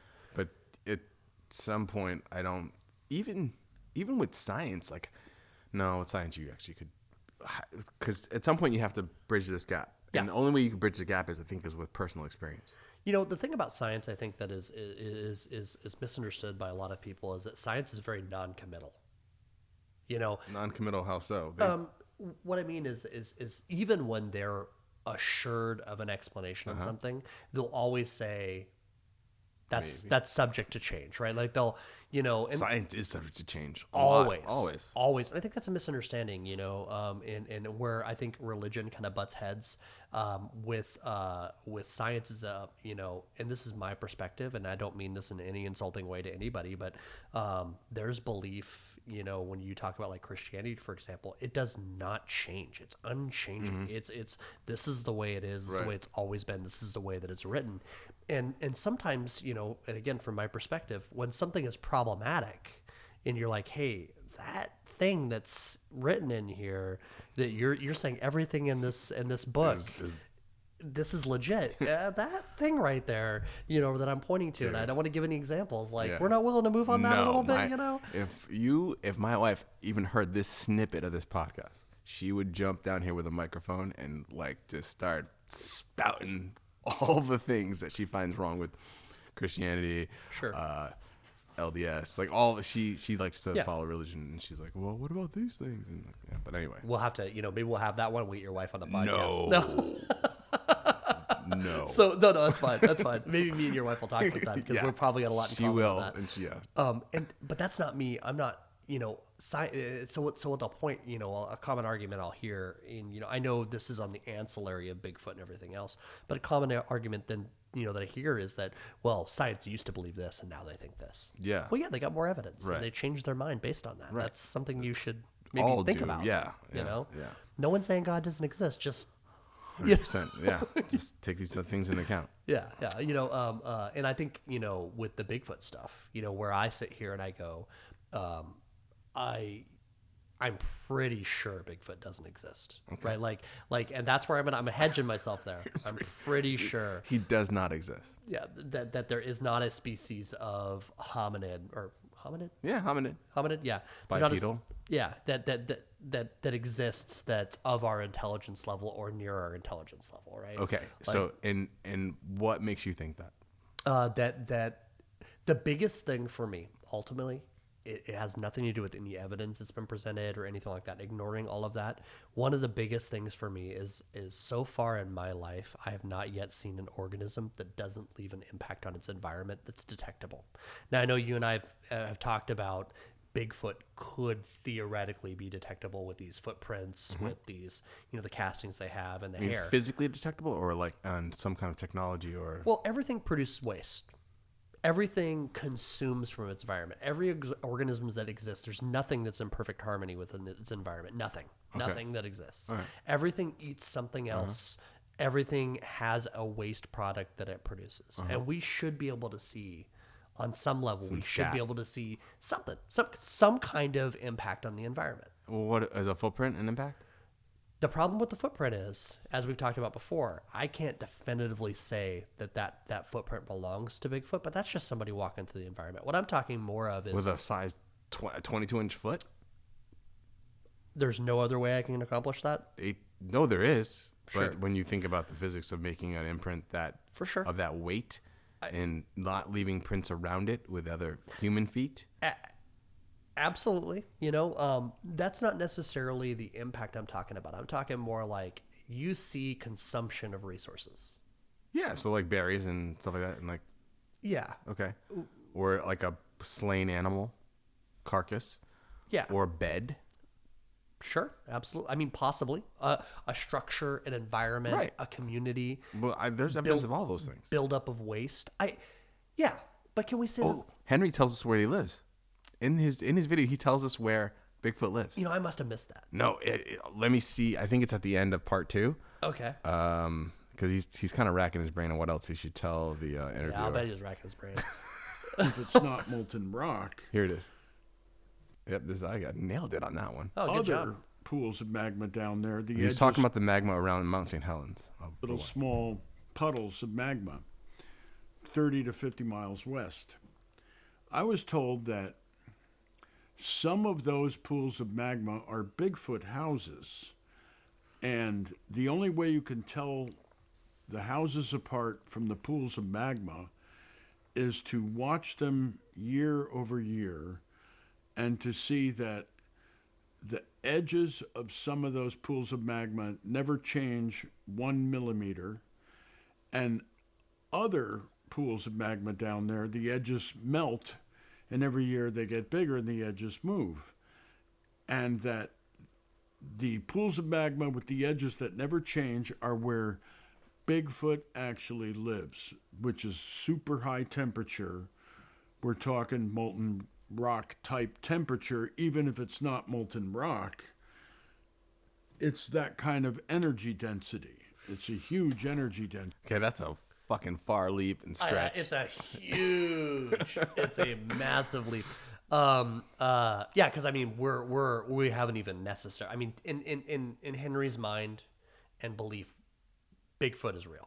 So that's not a big leap for him to make. For him, no. It's But a huge leap for me to make. yeah, but I'm like, what, if I've seen, well, not seen, I've heard of stories of people finding bedding, like sticks and like a bed made for a Bigfoot that's matted down, or they've gone into a house where they think a Bigfoot was sleeping. Okay, I get it. One of the things I have to bring up when we're talking about that is I'll bet you these areas where we're talking about this are near the border.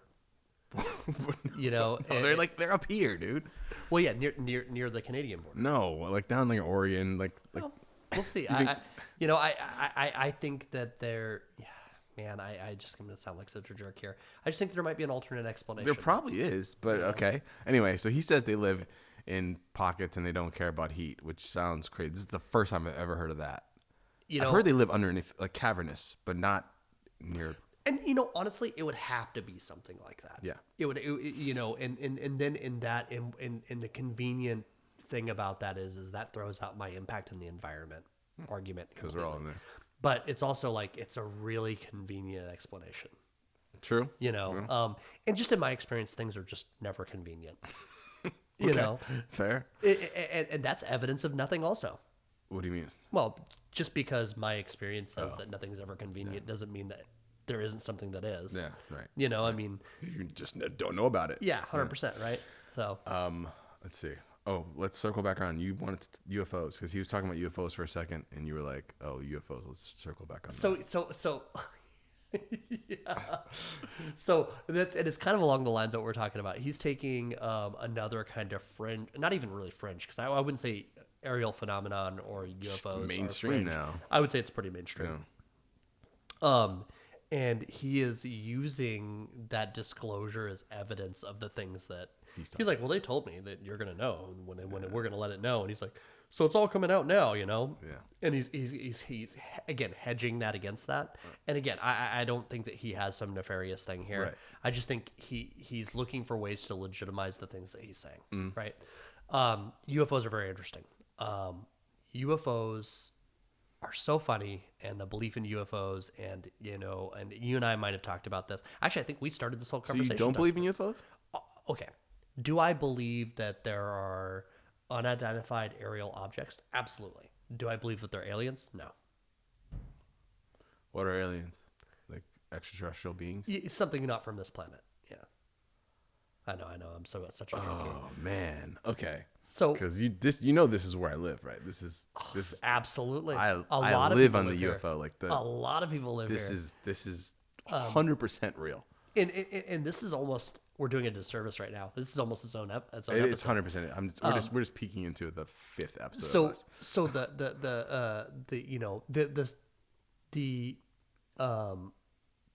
the throughput, the draw here, where he's going with this is that, and that he's mentioned and kind of like danced around is that Bigfoot is an extraterrestrial. Yes, which is something that's new to me. Like this is recent. Looking for all kinds of ways to explain paranormal. Why. Like I would say paranormal / I wouldn't say, would you say like a, because Bigfoot sometimes lumped in with cryptids. I think cryptids is probably more accurate. And cryptid meaning like a terrestrial being that we don't understand or something. Yeah. And the thing on cryptids is it's not always just folklore. Sometimes that stuff does get proven. Sometimes they do find that there is a creature. It's not necessarily what people thought it was. But I know with like Loch Ness, they've discovered that there are large like eels. Oh, really? They're a possible explanation for that picture. Yeah. I mean, there's something going on there. I mean, like it's a lot of it's hoax, but that's a whole, again, I don't know.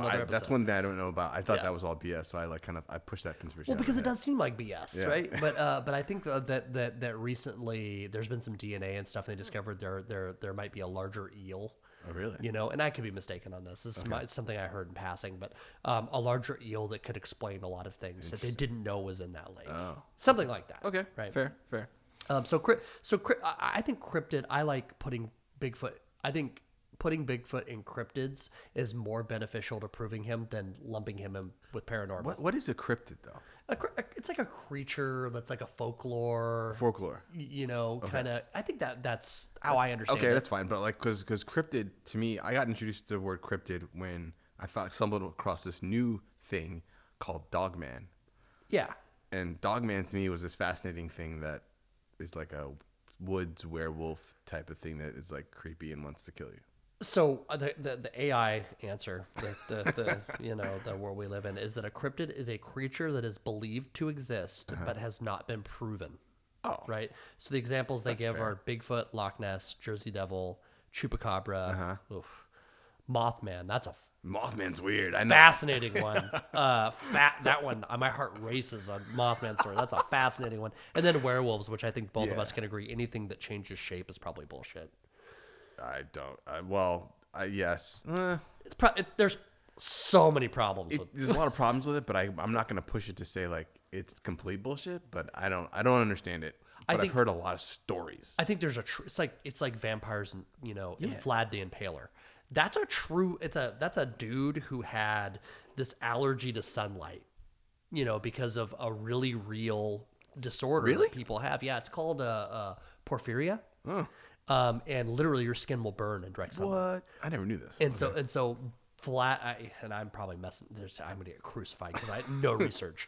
But Vlad the Impaler, and somebody can come in and they can correct me on this, would be basically Dracula. Like that would be the original OG Dracula. And the guy was like a horrible, like he impaled people. His name is Vlad the Impaler. You don't get a nickname. Steak and a knife or something? I'm gonna tell you without like keeping this as PG as possible. There's only 2 ways you get the nickname the Impaler. Yeah, I know, right? I know. I don't know anything of this story at all. I've heard the name. For sure. Real person. Yeah. Yeah.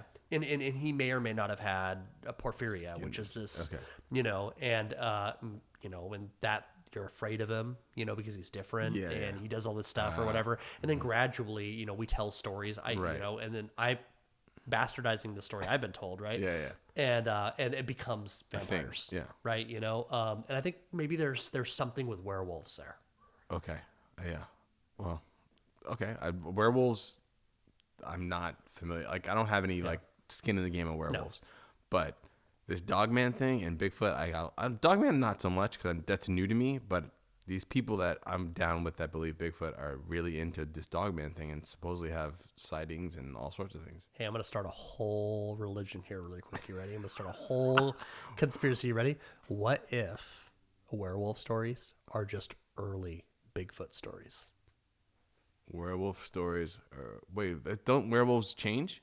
Well, like I told you before, things, how do we know that? Like, how do we know? They have big, sharp teeth. But the stories changed over time, right? Like, so where, some cultures, Native American cultures that we're hearing about this, adopted to like coexist with Bigfoot. What if European cultures didn't? Okay. And so they would portray. But the werewolf, it's like a dog. Like it's like a smaller beast. The Bigfoot's a big, huge beast. Like I said, well, depending on what folklore, but follow me on this. If I want to demonize something, all right, like Native American cultures, where we could draw a lot of our idea of what Bigfoot looks like, right? For these, do they demonize stories. It? No, they don't. No. I mean, they coexist, but like European cultures definitely demonize the werewolf. Okay. So what I'm saying is, let's make a conspiracy theory real quick. You ready? Let's make it up. So let's say that most cultures in the world didn't get out of balance with their environment for the most part, especially Native American cultures. It's one thing we praise about them, whether it's true or not. Yeah. We praise them for living in a harmony with their environment. European cultures didn't. Okay. Right. They conquered. They expanded. Mm-hmm. They took over borders. They exchanged boundaries of country lines and everything. Right. Like that, and eventually branched out and made the whole world their empire. Right. What if Bigfoot was trying to stop that? Oh. See me making a story here? Interesting. So I can see that. That's like a thing. So we would, my people. Caucasian. We would do everything when we told the story to in every way demonize. Yeah. And if you keep on exaggerating that, can you see a through line where that ends up becoming a werewolf? All right, fair.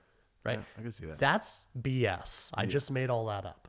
But there you go. If you say it enough times in a convincing way and craft your story properly. Or if the right person hears what I just said right there. Yeah. They can run off with it. That go, hey, wait a second. Did you hear that? Yeah. That's a really good point. Right? And that actually now takes Bigfoot and makes him worldwide. That puts Bigfoot in Europe. Well, yes. There's Yeti over there. They call it different names, but for sure. And as I said to you before, I think that there is, some of this stuff I think comes from, if I had to like put like a historical thumb on it and make a hypothesis on where I think some of this Bigfoot stuff comes from, like if I was going to come up with an explanation, I would say that these were small tribes or groups of Neanderthals that maybe lived longer than we thought. Okay. And were around longer than we thought. Right? Because in a lot of ways, a Neanderthal matches a description of a Yeti, or to some degree. Do you want? Okay, I'm gonna let you finish. I'm gonna tell you my story. Absolutely. Right. And if you're a Native American culture, early Native American culture, or Native culture anywhere in the world, and you see this, and you remembering we don't have cell phones back then, and we've got to find a way to make sense of what we're talking about. And you're telling these stories and handing them down. Gradually, that hairy beast becomes hairier and hairier. Right. And hairy might have been just long hair, but it becomes hair all over the entire body, all kinds of things. Yeah, And Neanderthals were bigger and stronger than us, but they died out. Right. Right. They weren't 8 feet tall though. But again, exaggeration plays into this, Okay, fair. right? If I'm willing to meet somebody on a rational explanation, right, on how How it came apart. all stories that have ever been told that hang like biblical, and I'm rambling here, they all have a grain of truth. Like all ancient stories have a grain of truth. There's some reality to them, something that happened, but things get exaggerated. We weren't writing stories down. They're all orally told. Yeah. You know. So there's a theory out there, and the theory is that I think his name is Lord Pi, and you can look him up on YouTube. He's a theory that, and we're gonna bring this to the Anunnaki. You said Lord Pi? Yeah, I think so. I think I'd have to look up to make sure, but he has this. He's at a conference. This video is like 10 years old, and he's saying that Bigfoot was here first. Then an alien race came down and was like, "I want to create." If you look at Neanderthals to human, there's like a jump in there, and he says this jump is due to the alien race coming down, taking what was here, Bigfoot, their DNA, and then maybe some of this Neanderthal DNA, and putting it all together, and then you make this huge leap of person now that is more conscious, better, whatever. Yeah. This way more evolved. So that his idea is that explains the gap of. Yeah. So we have Bigfoot DNA in us. Well, we definitely have Neanderthal DNA. Yeah. You know, if you ever see somebody with blue eyes, blue eyes are not a human trait. You know, we get blue eyes from I mean, you can look this up. I'm not making that up. That's so we do have that. So I mean that you know, there's connective tissue, but we existed at the same time, and we didn't come from Neanderthals. They're a cousin. They're, as science says, okay, you know, that we existed at the same time, and obviously interbred. But they're a branch, and we're a branch. You know, and our branch, and there's other ones too. There's Cro-Magnon. There's all kinds of, you know, other subspecies. We're just the one that made it. For really not because we're smarter. No. Really just because we were more adaptable to the environment.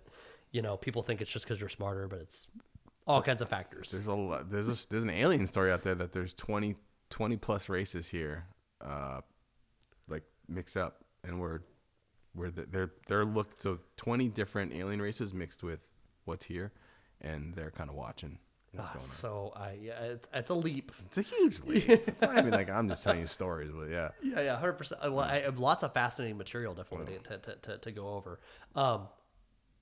I think we're at a spot. I've got some stuff that I want to look at and I want to research. I would love to do a second part of this episode. So the second part 2 of this episode will be on physical evidence. Yeah. So we're focusing on physical evidence, and we're seeing if we can get any closer to bridging the gap of is Bigfoot real. And I will be honest, and I know this people, anybody listening to this is gonna be like, come on, dude. I'm not moved here. And I didn't expect you to. That's why I kind of like threw my hands in the air, and after I was thinking about it for a long time, I'm like, I don't know if I'm gonna be able to give him anything that's gonna push him further. But you did. So if we actually went on this hiking trip and we had that experience, that makes me think that we'd have to move you a couple points. I would move for sure. Well, so one thing you and I talked about, since we're just in our whole little discussion phase here, one thing you and I talked about initially before this whole idea, you know, we had about this is about just paranormal stuff in general, and I'm generally just a skeptic, right? And that would move me on the general paranormal. Yeah. That would 100% move me. Like if a giant boulder got thrown out of nowhere in the middle of the night, and we're in the middle of nowhere, and there's really realistically no rational explanation. A part of me says that there is a rational explanation. We Me just haven't too. discovered it. We should figure it out Bigfoot would be, if we proved Bigfoot, that would be the rational explanation. right away. But right now, Bigfoot's irrational. Very irrational. We got nothing for it. Yeah, we got no way to prove it. Well, from where I sit. Yeah, that's fine. But that's... It's where I said, too. I have nothing. I can't. You are much closer to believing it than I am. Oh, 100%. You know? I've been exposed to more stuff. But the funny thing about that is what's so funny about that statement, even me saying that's not even really true, that you're closer than I am, right? If I have that one event and I experience it with you, we're both going to be in the same place. Well, I'm there. Even though I'm further away, it would only take one. Something compelling. Well, what about if we saw it? What if we were both like, hiking, like, yo, Matt, look. So that would be the first time in my life. We're both looking at something. If I can look at that and I can see it, not just some shadow or some bullshit. No, we actually see a thing that's like, stop. We 100% see it. We're there. I'm at a 10. I thought you'd be like, I want to explain it away. No, not at all. I'm not looking to disprove it. I know you're not looking at it, but I would think my mind's playing tricks on me. Maybe I didn't see that. Well, so that's the thing. So that's definitely the caveat that I put on there. Maybe that was unfair. If this is in front of us, not 100 yards away. Oh, not 100 yards away. Okay. If this is and not even 6 feet away. If this is a reasonable distance away from say us, 15 feet. We could 15, 50. Okay, Even if it was 50 100 feet away, if we can look at that and go, that is a giant 8-foot tall, hairy thing. Yeah. It's moving. This isn't my mind playing tricks on me. This isn't an optical illusion. Like that's Harry from Harry and the Hendersons. Yeah. Like that is the dude right there. I don't know. Again, kids, that's a movie. That's old. John That's Lithgow. 80s. Look it up. Be cultured.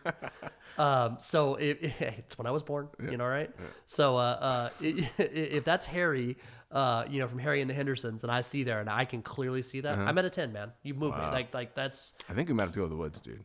Yeah, let's do it. Dude, I'm down. I thought about that driving out here. I was like, what if he wants to go find Bigfoot? We gotta figure it out. All right, we're gonna end this podcast right here, and we'll be back for part 2 soon.